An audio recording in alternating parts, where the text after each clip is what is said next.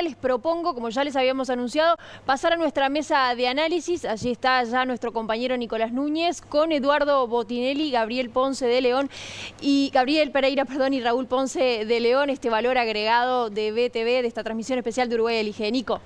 Gracias, Steffi. Sí, estamos obviamente igual a la expectativa de lo que surja en cualquiera de los comandos. Por ejemplo, Álvaro Delgado está al llegar a su comando de campaña. Ahí tenemos la imagen, mire lo que es ese enjambre de micrófonos. Qué lindas son las coberturas de estas elecciones en la calle, ¿no? Ya uno se pone un poco viejo, pero como que pero la disfrutaba, en mi momento la disfrutaba. Eduardo Botinelli, ¿cómo estás? ¿Qué tal, Nicolás? ¿Cómo estás? Un gusto recibirte. Un gusto estar acá. Gabriel Pereira. ¿Qué tal? Buenas tardes. Raúl Ponce de León. Buenas tardes. Está lindo sobre todo por la temperatura, para estar ahí rodeado de gente, ¿no? Abajo de una ¿Pero no carpa. extrañan un poquito eso? No. ¿Eh? No. ¿Alguna vez fue notero usted? ¿Cómo? No, yo pensé arriba. Caí Tiene pinta, sí. Caí en paracaídas yo. Tiene pinta. Caí en paracaídas. Bueno, alta expectativa. Yo no sé, me explotaron el teléfono, todo el mundo diciendo tienen datos, tienen... Tenés datos. No, uno tiene la información que va conversando con algunas personas, pero la verdad creo que ni siquiera los comandos, por lo que yo pude hablar, tampoco tiene una foto clara de lo que pasó en el día durante la jornada. Esta alta paridad les hace pensar... Empecemos con Eduardo.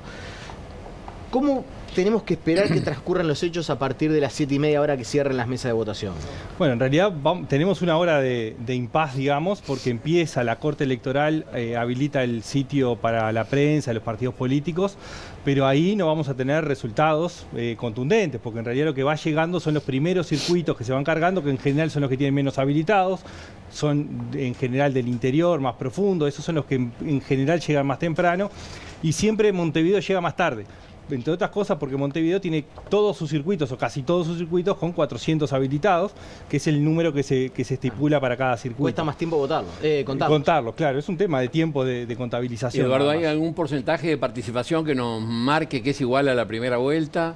Y más o menos lo que se espera es que estemos en los mismos niveles. 89,5, ¿no? 89, 90% es lo normal.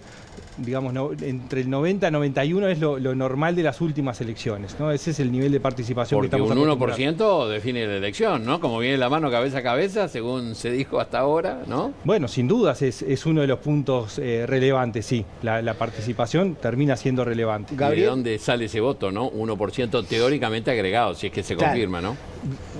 ¿Qué recibís de tus contactos, de lo que has conversado durante preguntas nada más. Yo creo que la incerteza que hay de acá a que se sepa debería potenciar la certeza de lo que tiene que ocurrir después. Sí. Cuanto más grande la incertidumbre, más grande debería ser la certeza de que gane quien gane, qué país nos espera después. El diálogo y el entendimiento debería primar, ¿no? Debería. Raúl, bueno, ¿impresión de la jornada? Normal, creo que el día ayudó mucho, mucha temperatura, la gente se movilizó, se vio más gente de distintas banderas, ¿no? Activamente circulando por Montevideo, pero bueno, no tengo más percepción, ¿no? Porque uno puede confundir a veces deseos con realidad, como se mezcla entre los militantes y las empresas especialistas nos requieren prudencia, incluso requieren prudencia. Los comandos manejan con mucha precaución los tracking que se han hecho en las últimas horas.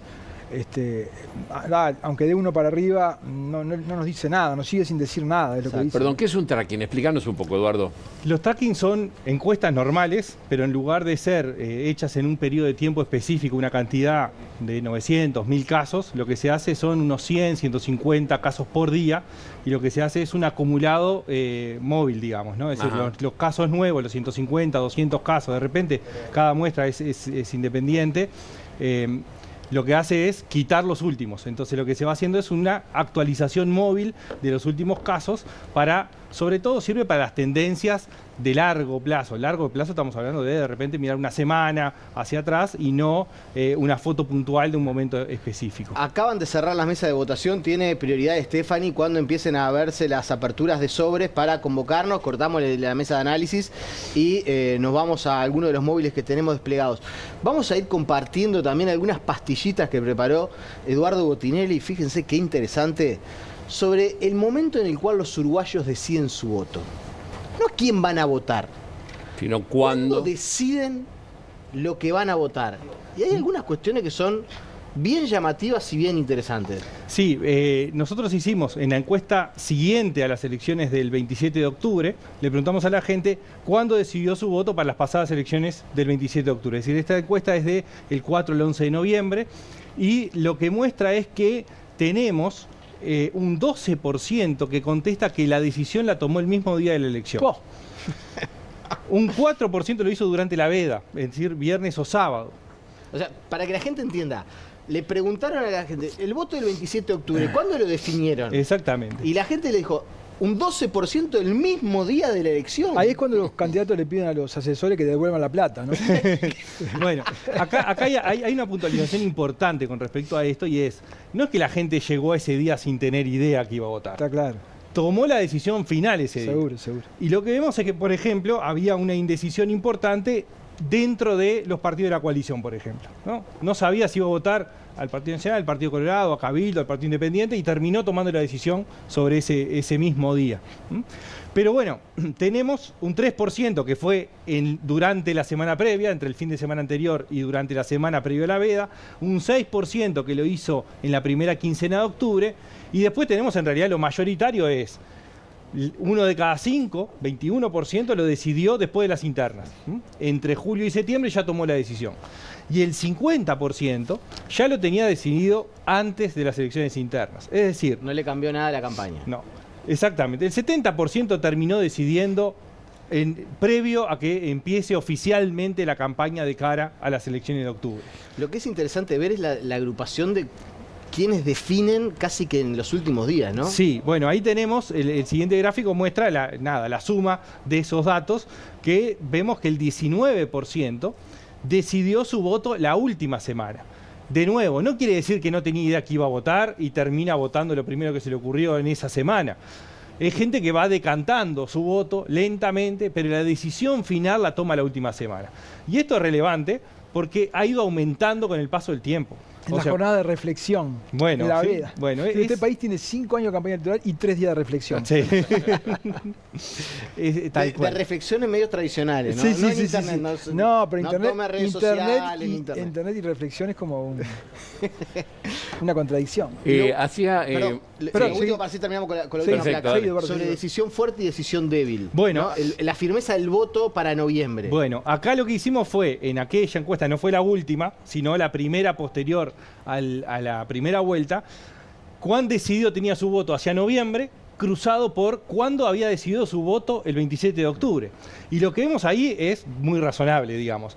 La gente que ya tenía decidido su voto hacia octubre, el 96% ya tiene decidido su voto a noviembre, ¿no? Es decir, la mitad de la gente ya tiene decidido su voto a octubre y a noviembre ya antes de las elecciones internas.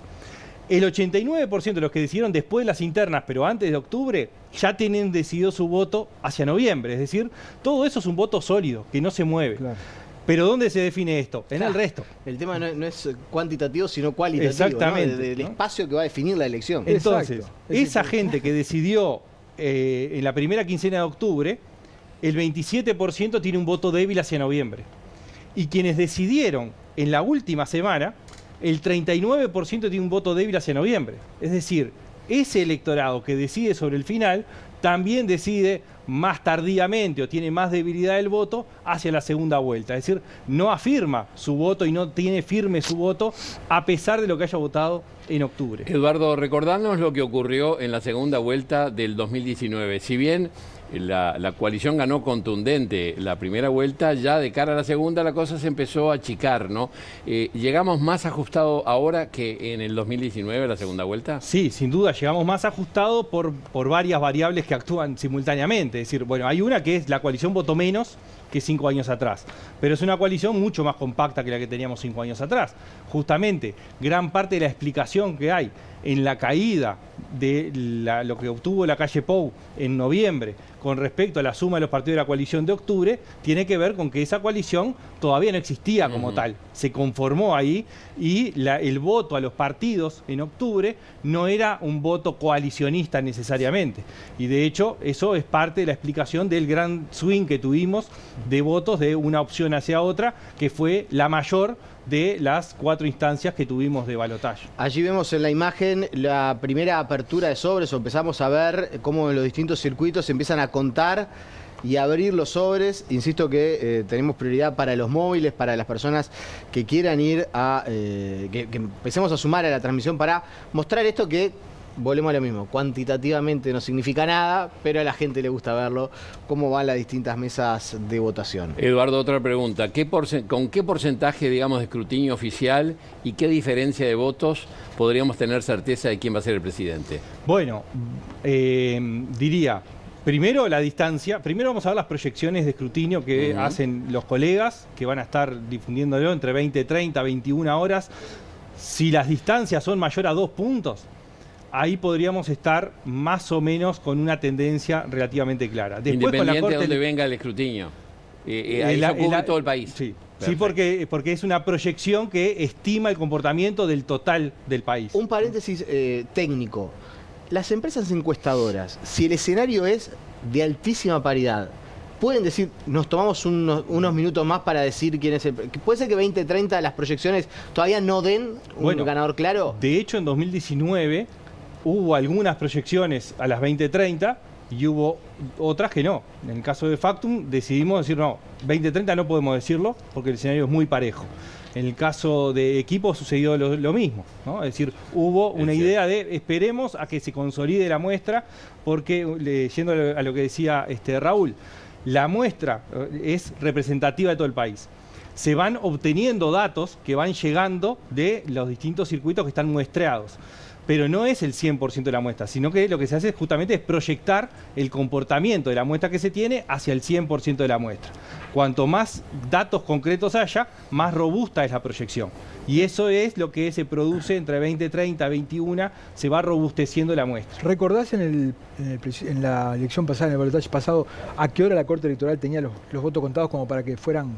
Bueno, fue creciendo, hubo un crecimiento muy grande entre las 22 y las 23 horas y ya cerca de las 12 de la noche fue que se consolidó el escrutinio. Pero más o menos a las 11 y algo ya estaba claro que la distancia que había daba la idea de que efectivamente la calle Pou había sido electo. Ahí era la primera vez o la segunda que se usaban las tablets y toda la comunicación, o sea que hoy estaría un poquito más aceitado. Sí, hoy lo que la Corte Electoral está transmitiendo es que el mecanismo está más aceitado, que la conectividad es mejor, de hecho hay 5 años de evolución también de conectividad, y eso y de ejercicio también, las mismas personas que estuvieron en las mesas de votación en octubre están en noviembre, por lo tanto ya tienen la experiencia anterior de las cosas que funcionaron bien, las que no funcionan tan bien y se han ido corrigiendo. Reiteremos algo que también lo conversamos el pasado jueves, pero es importante que la gente sepa.